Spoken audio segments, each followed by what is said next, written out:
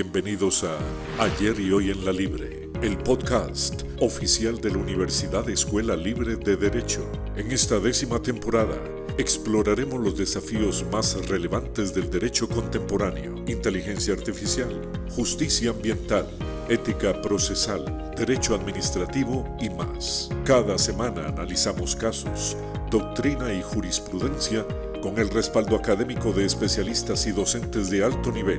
Conecte el pensamiento jurídico con la actualidad nacional e internacional. Dele play y acompáñenos en este nuevo ciclo de conocimiento jurídico.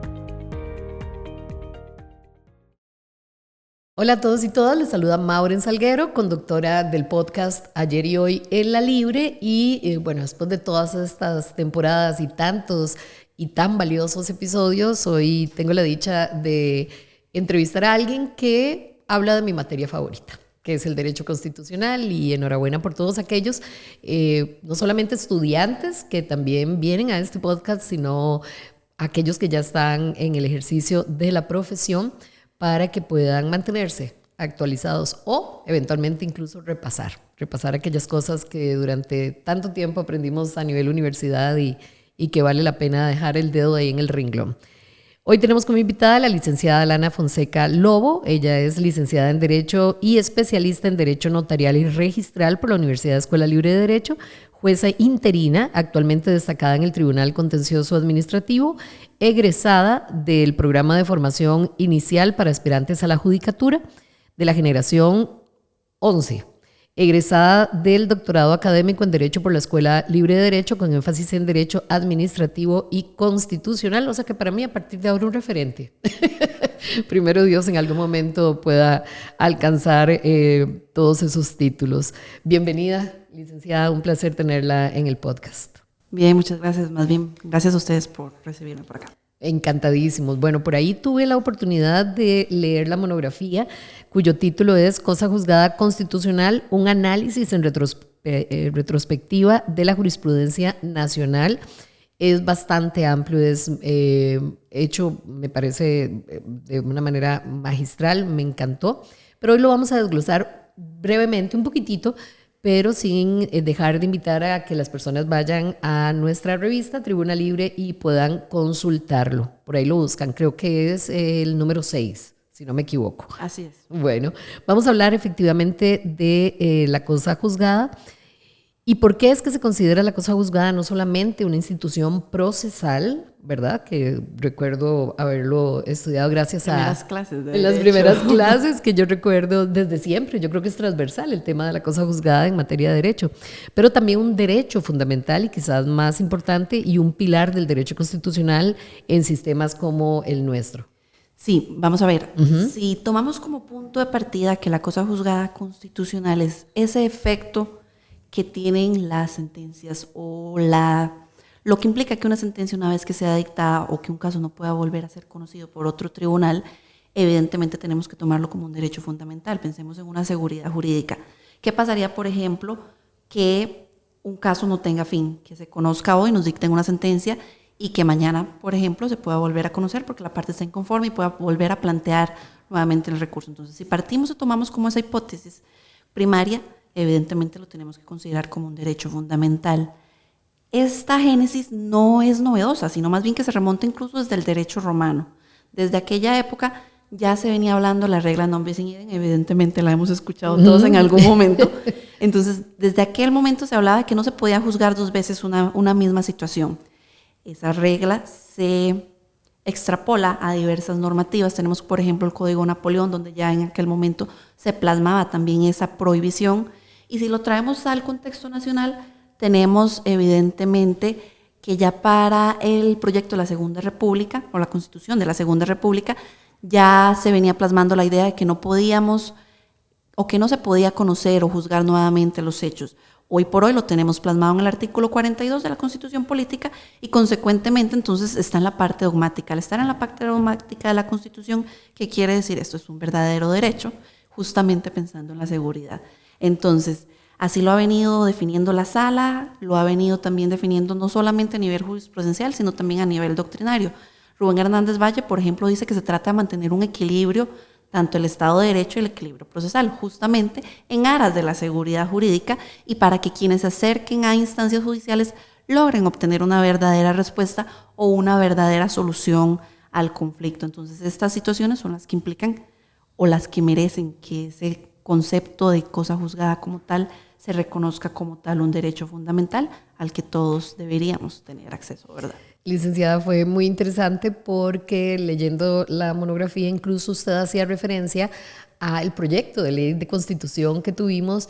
A mí me parece una delicia el poder leer un poco lo que se discutió antes de que se formalizara o se positivizara una norma, y bueno, en realidad se parece mucho ya a la norma definitiva, pero que traiga en su haber toda esta historia previa para darnos esta seguridad jurídica, de verdad que es una maravilla. Y yo sé que nuestra Constitución es una referente a nivel regional. Así es. Es una de las más antiguas, pero además con mejor proyección. O sea, de las más consolidadas a nivel democrático, correcto. Sí, es una maravilla. Bueno, vamos a repasar, porque a mí me parece interesante. No solamente se hablaba, recuerdo en los primeros cursos, de cosa juzgada, sino que se hacía la diferenciación entre cosa juzgada procesal y cosa juzgada material. ¿Por qué es importante entender ambas cuando se trata de analizar la estabilidad de las sentencias judiciales?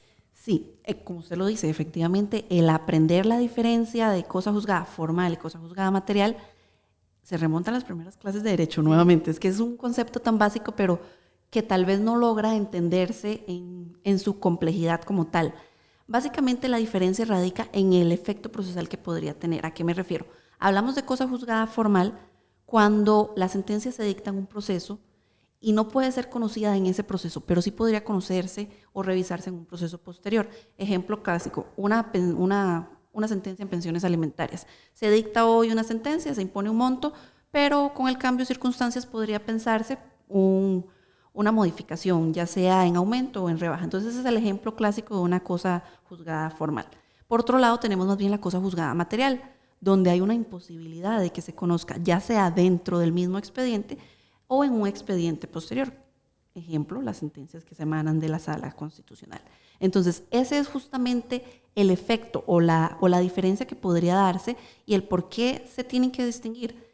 Retomo nuevamente el efecto de la seguridad jurídica. Es que no podemos hablar de cosa juzgada sin seguridad jurídica. Son dos conceptos que a mi criterio están sumamente entrelazados y que tienen razón de ser justamente en un estado democrático, porque podemos pensar algún otro estado, algún otro país donde tal vez el respeto a la Constitución no se dé tan ajustado como lo tenemos en Costa Rica, al menos todavía. Entonces, evidentemente es esa seguridad jurídica lo que implica que se tenga que conocer eso. No todas las sentencias van a ser revisables, no todas las sentencias, por el contrario, no se van a poder analizar en otro proceso. Entonces, básicamente es entender esa diferencia para saber en qué escenario podría volverse a plantear un caso. Y estamos claros, no es que se puede plantear bajo cualquier escenario. Por ejemplo, en pensiones alimentarias, vuelvo a retomar, tiene que darse una serie de presupuestos y básicamente se analiza nuevamente para obtener una sentencia que igual le va a poner fin al conflicto, al menos en ese momento. Ok, perfecto. Lo cual no quita y que también es un logro democrático y que es importantísimo el tema recursivo, ¿verdad? Que no lo contradice. Así es. Vamos a hablar sobre cómo ha evolucionado la interpretación de la obligatoriedad de la cosa juzgada en Costa Rica, especialmente respecto a si vincula solo la parte dispositiva o también la considerativa de una sentencia constitucional, y ya entramos en materia constitucional específicamente. Sí, así es. Vamos a ver, o más bien pregunto, si tenemos una sentencia y analizamos solamente el por tanto, lo dispositivo, ¿podríamos decir entonces que la parte considerativa o sus hechos no forman parte de esa sentencia o tendríamos que dejarlos de lado? Definitivamente forman parte. Es correcto. Entonces, ese es más o menos el análisis que se ha dado. Podemos hablar de 3 etapas, o las que yo logro identificar son 3 etapas. Tenemos el año 92 y hacia atrás, hablamos años 80, años 70, donde la Sala Constitucional venía señalando que únicamente podríamos entender la cosa juzgada respecto a la parte dispositiva, al fallo, lo que dispone la sentencia. ¿Eso cuándo fue? En el 92. El 92 hacia atrás. Ahora, poco a poco empieza a darse tal vez un cambio, pero no es un cambio marcado como tal, sino que se empiezan a dar una serie de votos salvados que permiten que en el año 95 ya se vayan empleando y se vaya diciendo, no, un momento, tenemos una sentencia, la sentencia es una estructura que se compone de parte considerativa, fundamentos y demás, y el por tanto, entonces, si los fundamentos o las razones jurídicas que da la persona juzgadora para dictar la sentencia son los que dan justamente cabida a su por tanto, porque entonces no los podemos analizar y no podemos decir que hay cosa juzgada justamente respecto a esos análisis. Es lo que sucede entonces en el año 95, donde la sala cambia el criterio y dice, bueno, no, también tenemos que incluirlo. Finalmente, del 95 al año 2014, porque el año 2014 viene a marcar un hito, por así decirlo, se da la sentencia 12.285 de la Sala Constitucional, donde ya por fin la sala reconoce a la cosa juzgada constitucional y dice, efectivamente tenemos que verlo de forma unánime, de forma englobada, no podemos descartar o destacar solamente el por tanto, sino también los fundamentos, justamente por lo que ya señalé. Si el razonamiento que utiliza la persona juzgadora es el que lleva al por tanto, no podemos analizarlo de forma aislada, todo lo contrario, tenemos que verlo de manera homogénea, logrando entender de esa forma entonces una integralidad de la sentencia como tal. Entonces, al final, esa es la tesis que se ha extendido desde el 2014 hasta el día de hoy. La cosa juzgada abarca no solamente el por tanto, sino también su parte considerativa. Y por dicho, porque hay sentencias de la Sala Constitucional que son una joya. Así o sea, es. todavía se referencian hasta el día de hoy a nivel académico y también a nivel judicial. Muchas sentencias de la Sala que son icónicas, ¿verdad? Y que normalmente refieren a la parte considerativa, ¿verdad? Lo interesante es que la Sala Constitucional viene a ser la máxima autoridad de interpretación de la ley y por ende esas consideraciones también deberían ser vinculantes. Sí, exacto, es que justamente eso es, no podríamos dejar los argumentos de lado porque no tendría lógica, no podemos entender el por tanto que básicamente es un resumen justamente de lo que se resuelve, pero por decirlo en términos coloquiales, la carnita no la da el Claro. no las da el considerando. Entonces, evidentemente tiene lógica la forma en la que la sala desarrolla este análisis o este concepto como tal. Quiero saber por qué es que se afirma que solo la Sala Constitucional puede determinar si se ha violado el derecho fundamental a la cosa juzgada constitucional y sumemos qué riesgos implica esta exclusividad para la seguridad jurídica y el acceso a la justicia. Ya lo mencionábamos hace un momento, en el entendido de que la Sala Constitucional es el máximo ente que puede analizar los derechos fundamentales. Entonces, eso se conoce como el principio, vamos a ver, se me olvidan estos momentos, pero básicamente lo que dice es que la única que podría entrar a analizar la violación a los derechos fundamentales es la Sala Constitucional. ¿Por qué? Porque solamente ella puede determinar su competencia. Entonces, al ser ella el único órgano que podría determinar si existe o no violación, tenemos que entender entonces que los jueces ordinarios, entiéndase jueces de legalidad, no podrían entrar a analizar si existe o no una violación de derechos fundamentales. Y consecuentemente, como ello, entonces, quien únicamente podría determinar si existe o no sería la Sala Constitucional. ¿Qué implica ello? Evidentemente, la imposibilidad que van a tener los jueces ordinarios, como ya dije, de entrar a analizar si una sentencia podría generar cosa juzgada constitucional o si en un caso determinado existe o no una violación de derechos humanos o derechos fundamentales. Todo en aras de ¿qué? De una seguridad jurídica para que evidentemente vuelva o recibamos ese criterio del ente máximo, la Sala Constitucional, que evidentemente garante desde todo punto de vista de los derechos fundamentales, ¿verdad?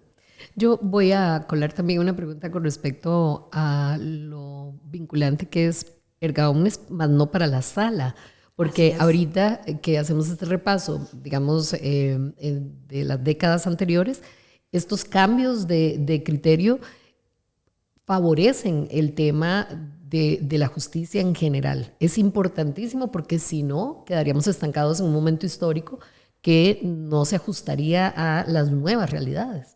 Así es, estamos en una sociedad sumamente dinámica, sumamente cambiante, entonces no podríamos exigirle a la sala que no se vincule hacia sí mismas o con las sentencias, porque evidentemente no es lo mismo hablar hoy por hoy de derechos fundamentales que lo eran, por ejemplo, en los años 60, ¿verdad?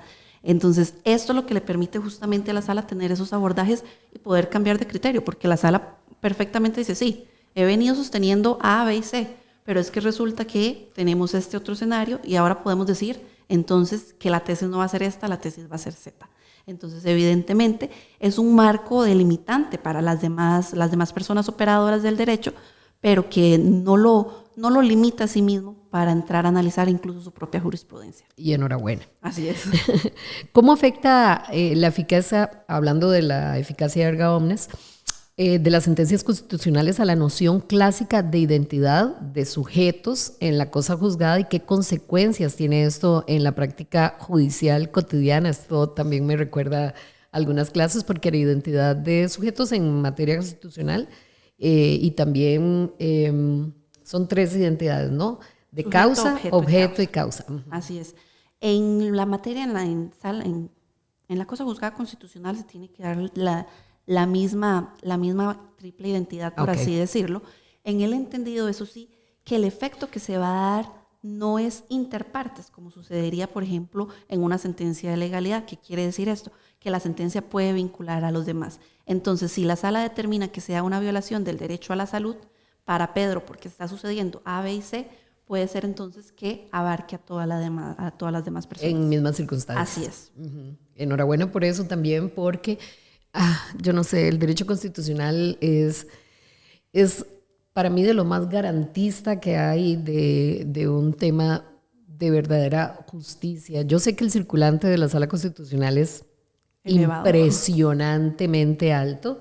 Recuerdo en algún momento en el derecho comparado cómo hay, no sé, en Europa, ¿verdad?, cómo la sala o los tribunales constitucionales absorben solamente una cantidad de lo que se revisa a nivel jurisdiccional, pero acá la sala constitucional prácticamente lo ve todo.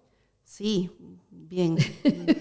Positivo y negativo, ¿verdad? Sí, claro. Porque tenemos justamente una sala bastante colapsada con muchísimo trabajo, con la misma cantidad de personas y la exigimos aún más, ¿verdad? Entonces, pues negativo, positivo, pero destacar, evidentemente, somos afortunados, tenemos una constitucional sumamente fortalecida, incluso hoy por hoy, y que es garante desde todo punto de vista de los derechos fundamentales, porque se tiene que decir sí, dice sí, y se tiene que decir es tajante, dice no. Entonces, eso importante en las épocas en las que nos encontramos, ¿verdad? Y todo urge, ¿verdad? Porque en materia de derechos fundamentales todo es importante. Todo urge.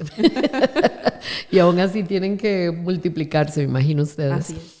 ¿Qué impacto tiene, vamos a mencionar este voto, el 12825 del 2014 en la configuración de la cosa juzgada constitucional y cómo redefine los límites entre y la cosa juzgada de legalidad ordinaria, que ya hemos hecho una diferenciación?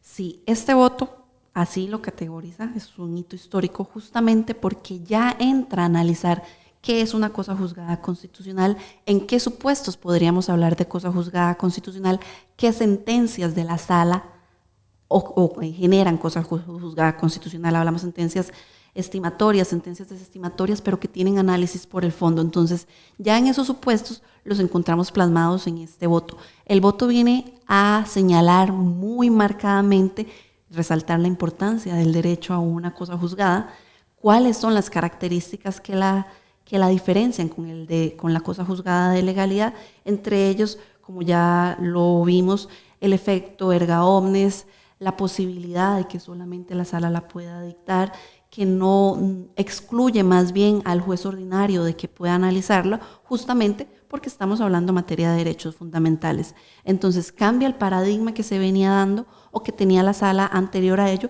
porque hasta ese momento y hasta con ese voto es que de veras se plasma o se analiza como tal la cosa juzgada constitucional.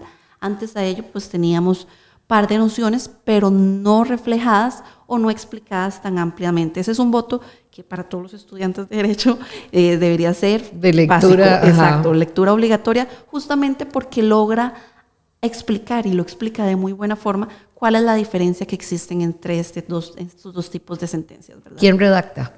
¿Lo recuerda? Si no me equivoco, es Ginesta Lobo. Ginesta Lobo. Vamos a tener que buscarlo. Lo voy a repetir nada más para efectos académicos. Si alguien lo quiere, ya yo estoy deseando ir a encontrarlo. Es el, ¿cómo lo digo? 128.25. Sí. O 12.825. 12.825. 12.825 del 2014. Otra de esas lecturas importantísimas que tenemos eventualmente que referenciar por un tema de seguridad jurídica y porque todo lo que dicte la sala es transversal a todos los otros derechos, al derecho en general, ¿verdad? Independientemente de la materia. Licenciada, muchísimas gracias. Qué placer tenerla por acá. Es un tema hermoso y esperamos, como siempre les digo a otros invitados, poder tener su presencia en otra ocasión. Así es, esperemos que así sea. Siga escribiendo, por favor, siga publicando porque nos resulta sumamente interesante y tan es así que lo trajimos al podcast. Muchas gracias. Bien, muchas gracias. Nos encontramos más bien en el próximo episodio de Ayer y Hoy en la Libre. Gracias por acompañarnos en este episodio de Ayer y Hoy en la Libre, desde la Universidad Escuela Libre de Derecho. No olvide suscribirse, calificar y compartir este espacio.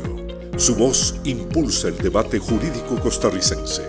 Encuentre más contenido en nuestras plataformas digitales o en el sitio institucional, con recursos como la revista Tribuna Libre y mucho más. Sigamos construyendo el derecho de hoy.